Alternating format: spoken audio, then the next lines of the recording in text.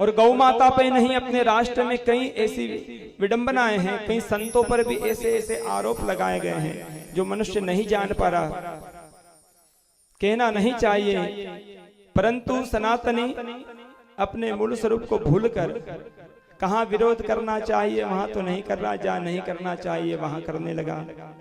ऐसे ही एक तत्वज्ञानी संत जिनको कुछ लोग गलत मानकर ही सही, जो 12 साल से पीड़ित है कारागार में,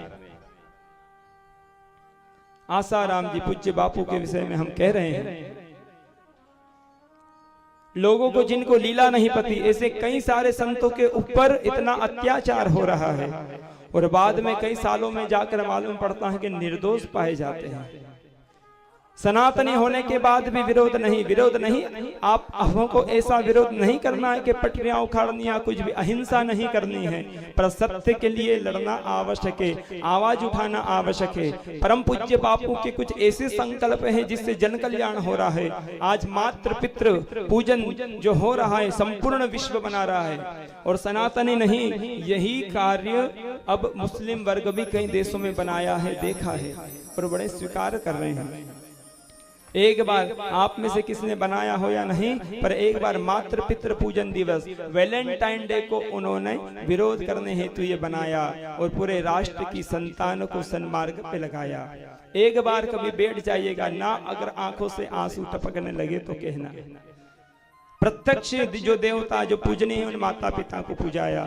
ऐसा ही एक और सत्संकल्प, जो तत्वज्ञानी होता है उनके संकल्प से ही समय बदलने लगता है। ऐसे ही पूज्य बापूजी ने तुलसी पूजन दिवस बनाया है 25 दिसंबर को।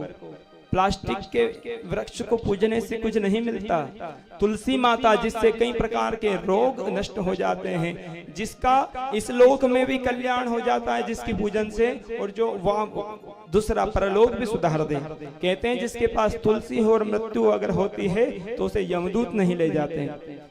तो संपूर्ण राष्ट्र को प्रेरणा देते हुए बापू ने संकल्प किया, तो तुलसी पूजन दिवस आज संपूर्ण राष्ट्र बना रहा है। इसलिए आप हम सभी का भी परम उद्देश्य है, ऐसे संतों पर यदि कहीं अत्याचार होता दिख रहा है, जहां है वंश, जरूरी नहीं आपने दीक्षा ली हो, हमने भी नहीं ली, पर सत्य को समझना, और जो परम कर्तव्य तत्वज्ञानी संत है उन पे अगर ऐसा अत्याचार हो रहा है, उसके लिए आवाज उठाने के लिए पीछे नहीं हटना, ऐसा संकल्प ले लीजिए।